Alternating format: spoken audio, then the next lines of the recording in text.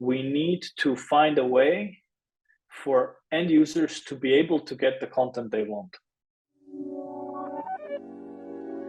Hello and welcome to Value from AI, where we explore the latest advances in AI technology for digital publishers, speaking with experts from both the business world and the technical space to give a full view on everything you need to know when it comes to personalization and recommender systems. My name is Thomas Steisel, VP Sales and Marketing, and today we will be talking with Niksa Gopcevic about the future of news product development. All right. Welcome, Niksa, to this new episode of our podcast series. Thank you very much for joining us today. It's a pleasure to have you. How are you doing? Fine, thank you. Thank you, Thomas, for having me. It's a pleasure from my side as well. I'm doing very well, and I'm really looking forward to our conversation. Great. Where are you calling from? I'm calling from Graz, Austria, which is the second largest city in Austria. A nice small town, a nice town to live in, and we're actually based in Graz as the second or third largest media company in the country. Cool. It's the opportunity to give some visibility to Graz as well. So if people are traveling to Austria, you do recommend. They should definitely visit. I mean, most of them do visit the mountains for skiing, or they visit Vienna. But if you want to see Vienna, but a bit smaller, you should definitely visit Graz. And what is also very, very good nearby is the so-called South Styrian wine road, because the southern part of this part of the country is very well known now for its white wines. And I highly recommend that you give it a try. All right, cool. I mean, unfortunately, we won't be able to talk more about Austrian wines later today, but that's a topic maybe for next time. Yeah, maybe next time, for sure. I'm very interested. All right, Niksa, thanks again for joining. You are Chief Digital Strategist at Styria Media Group. It's very nice to have you today on a call. You have a lot of experience in digital strategy. Also, I think more than 10 years of experience in telecommunication and also digital publishing. So it's really a pleasure to use all that experience that you have and share it with our listeners today.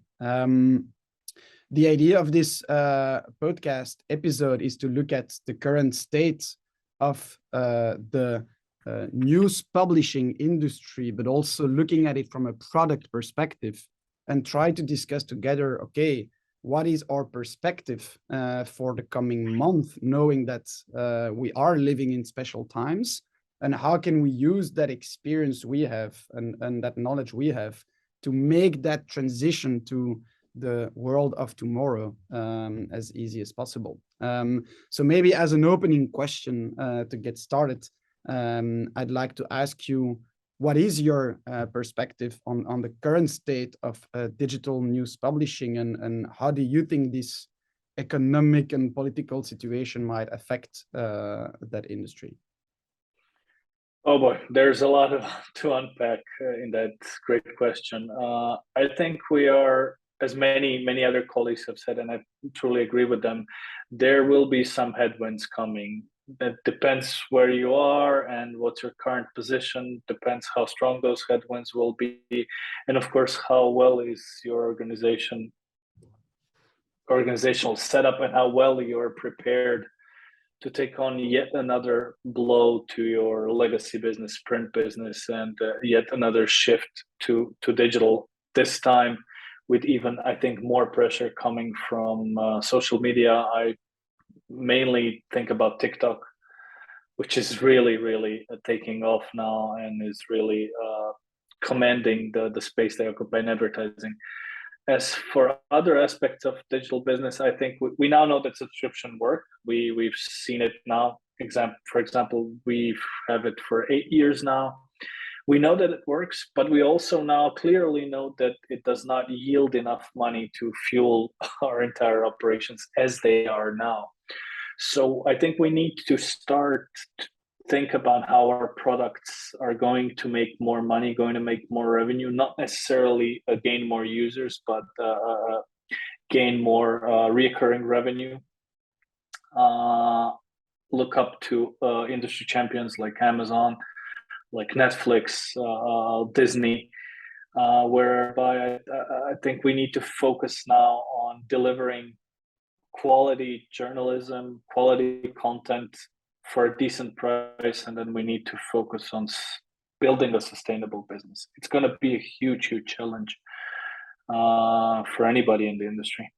Yeah, when I hear you talking, it feels like we've been talking about subscription for a very long time. We've been talking about the pressure of new social media platforms, but all of a sudden, we are now really talking about the financial impact of that. And given the pressure we have on paper prices, inflation, advertisement going down, we are now suddenly talking about, financial numbers, right? So then comes the question, how can you work in reducing cost and in actually being more efficient in the way you operate your services without losing in quality, right? So how do you look at that? How can we gain in efficiency actually?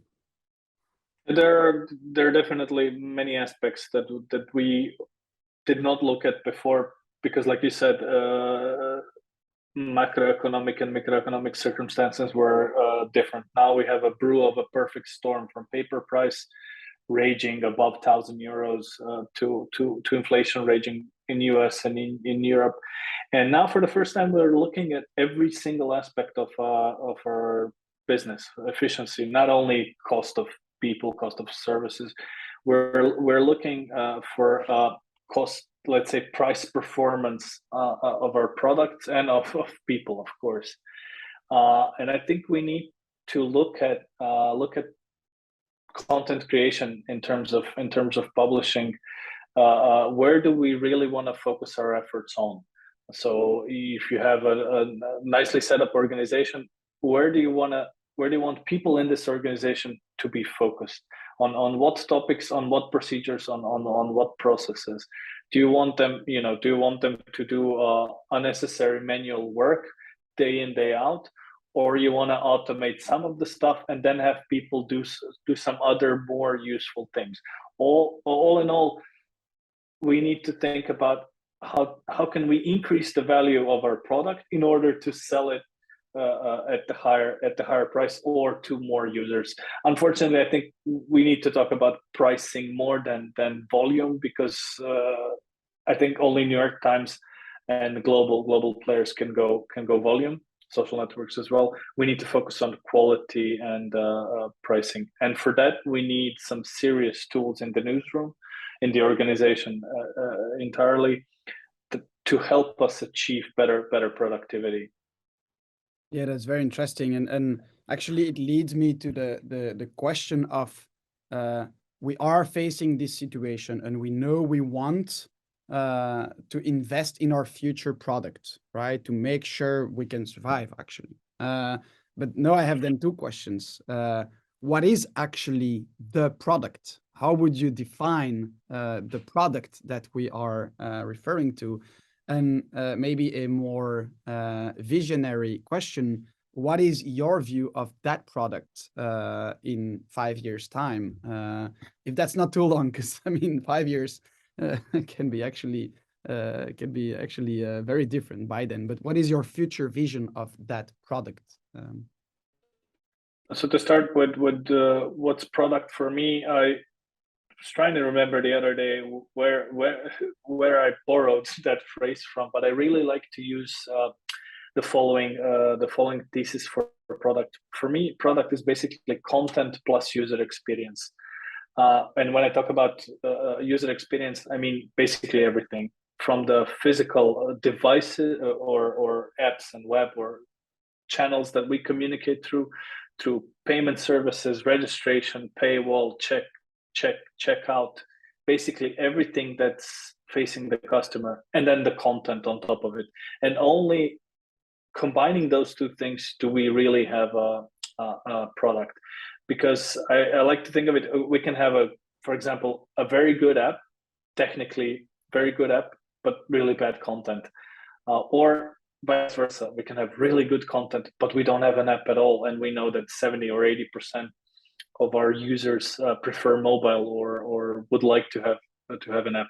So only by combining those two things do we truly have a modern digital journalistic product.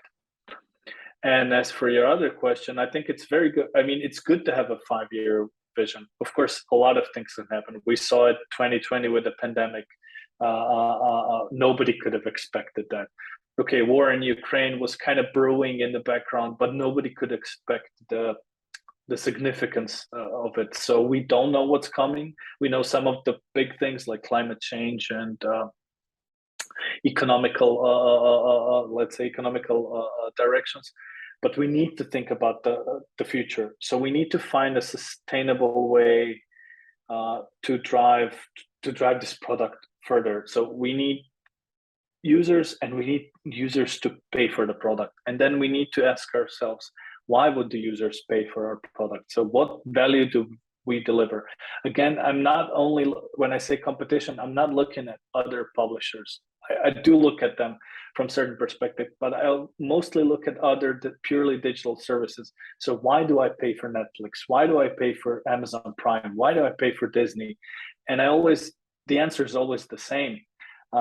Because of the value I get out of it, the value that's important for me, and that I think that they deserve. For this value, they deserve some money. Why wouldn't I pay $8 to Elon Musk to have a blue check? Because I don't see any value in it. Coming back to our business, is our app, is our content really worth $12.99, $9.99, $1.99? So we need to work on this. In the next 5 years, we really need to work on the product, of the value of the product proposition, and basically we need to drive further into the subscription business if we want to survive. So it might be that we borrow the exact same sentence, right? Because we also like to say that, yeah, a great product is great content plus a great user experience, right? And a great product delivers great value that then has a price that people are actually happy to pay if they are satisfied with the service. So I'd like to maybe diverge a bit. Of course, the main thing I want to discuss with you is how do you want to improve the user experience, and how far are we today from the top-notch user experiences? But let's maybe talk a minute about content. Because that part has also changed dramatically the last 10 years. And also when I look at the last 2 years, maybe you mentioned the pandemic, I actually, but that's very personal, I have the feeling that this pandemic kind of increased the attention to the importance of news, right? People were connected all the time. It was so new that people actually started consuming news more than before. So in a way, we could say that it was like an important moment to showcase the importance of news publishing.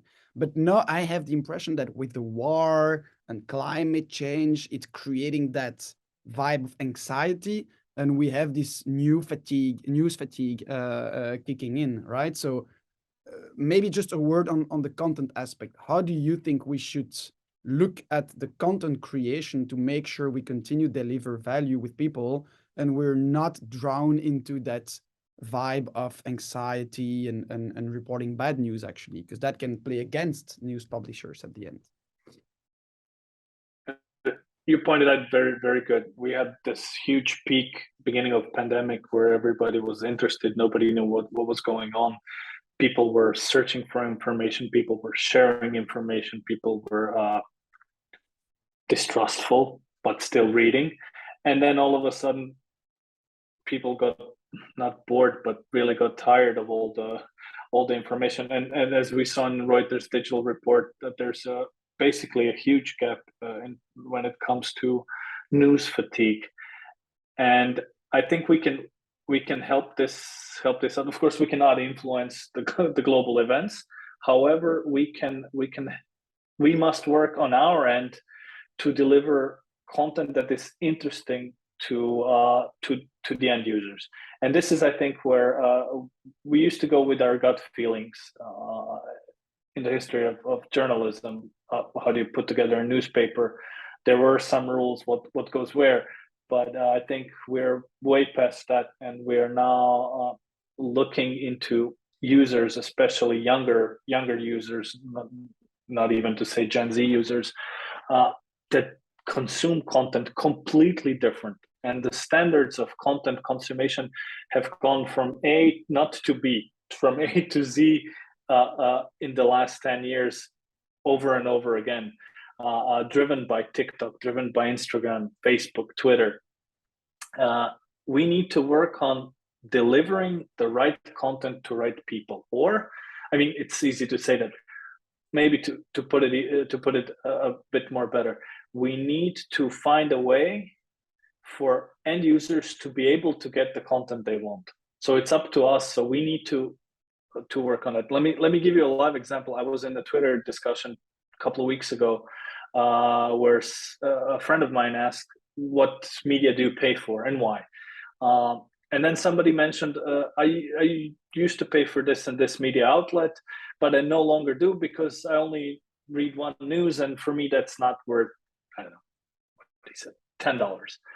And I said, fine, I understand. However, it's the media's fault, because if they're unable to hook you with more, they need to work on it because they're not providing the value that you paid for. If you're only getting one article, okay, then they can think about, let me sell you this article for $1 and maybe you'll come back for another one. Or let me sell you the subscription for $10, but let me find a technological or a process way to surface more content that is useful to you. I think we need to look at that when it comes to we create all sorts of different content.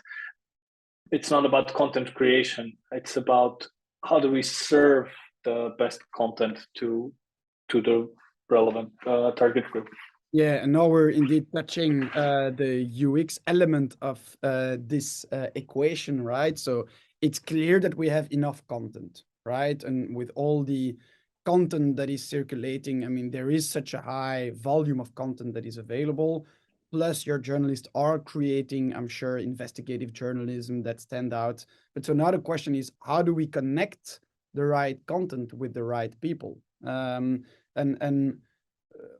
how are others doing that? So I think you mentioned the example of TikTok and Instagram a lot.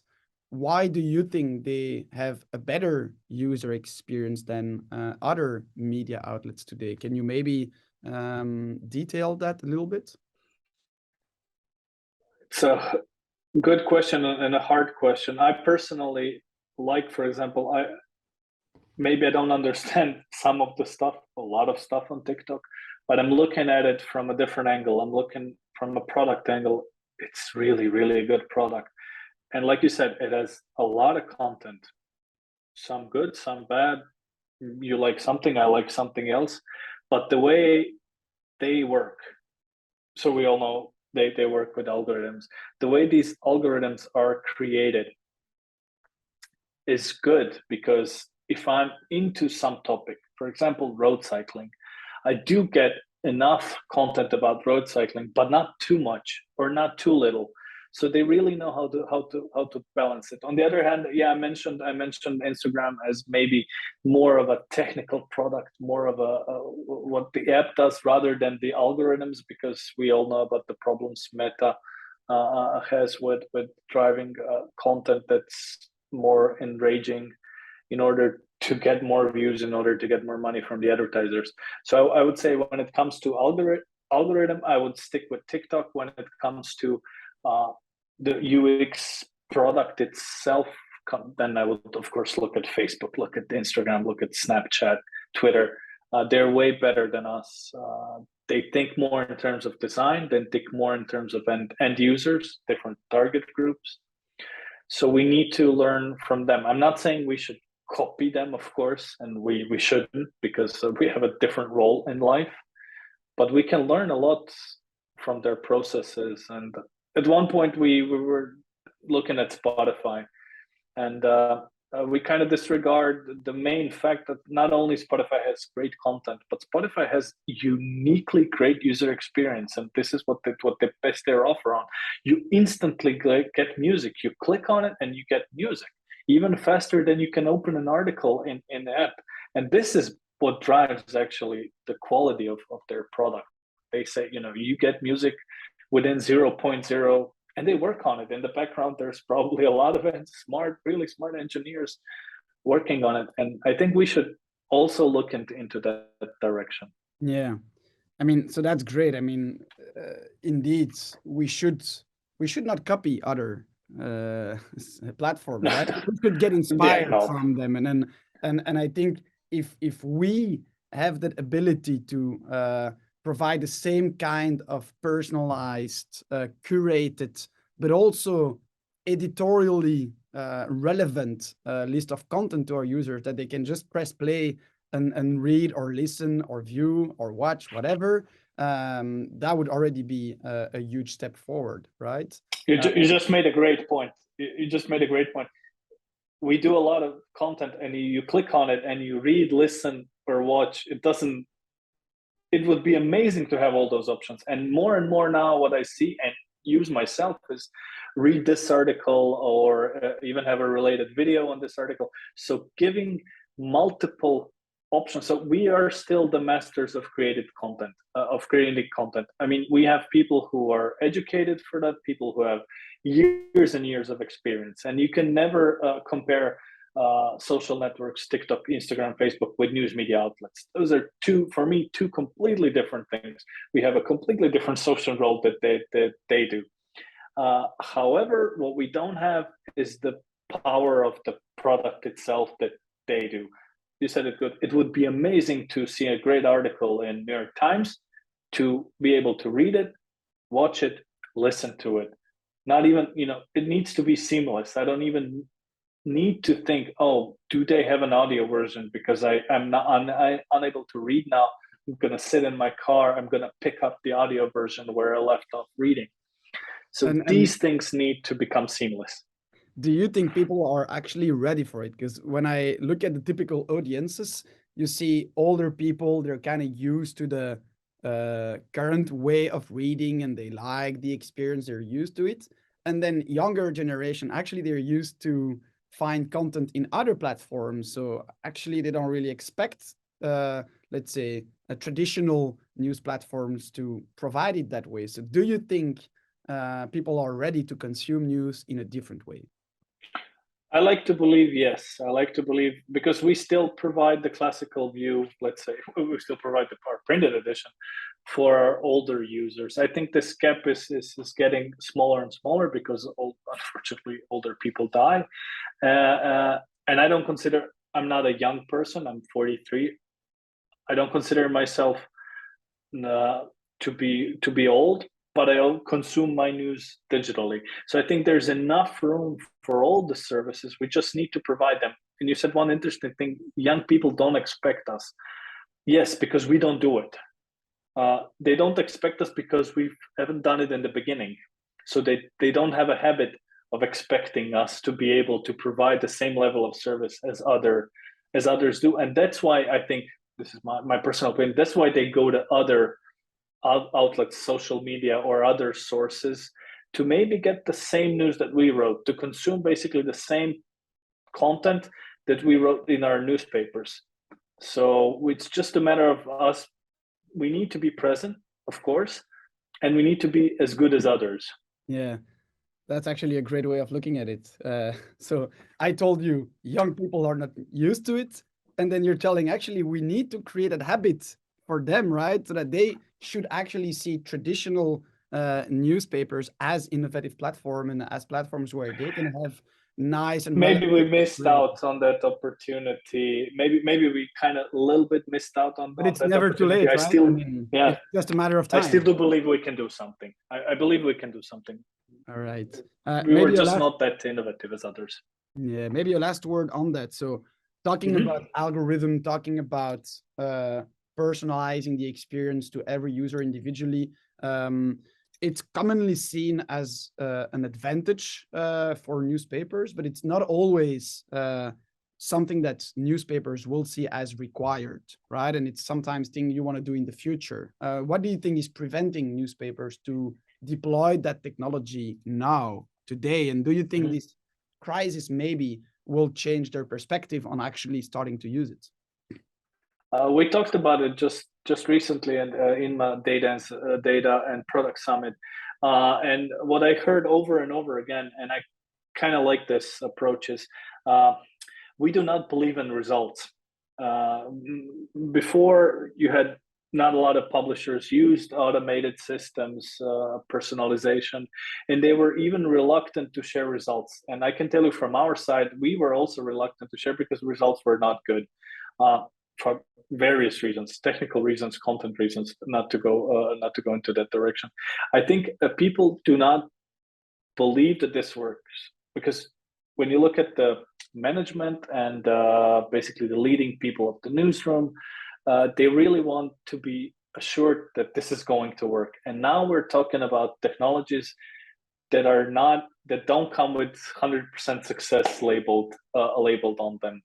I'm not talking about pure hit and miss. I'm talking about that you cannot come and say, listen, if we go into fully automated homepage, we will increase this by, of course, we can give a range, but they want you to vouch that this is going to work. And in technology, and now I think we're more and more becoming a tech company rather than a content company. There are no guarantees. And the more we use such systems, the more data will be out there, the more confidence will be out there, and then people won't be reluctant. And you said it good. This crisis might even speed up things as COVID sped up some other things in terms of remote working and collaboration. I think this crisis might do this because people will tend to lay off staff, and they will still need to produce content, and they might turn to automated content creation or automated content curation, and then they will get some results. Thank you, Niksa. Unfortunately, we need to stop this conversation already. It's been a great pleasure. I think it's a great conclusion. We are living difficult times, but sometimes during these difficult times, nice things happen. And we hope that it's maybe a way to leapfrog our efforts towards more individualized content distribution. Thank you also to all the people listening to this podcast. If you have any comments or feedback, of course, let us know, and we'll be very happy to prepare a next episode. Thanks again, Niksa, for being here with us today. Thank you, Thomas. It was really, really a pleasure talking to you again, and hope to see you soon. Bye. Thank you, Niksa. That's a wrap on this episode of Value from AI. If you have any questions or if you want to leave a comment about this episode, follow us on Twitter and stay tuned for the next episode. Thank you.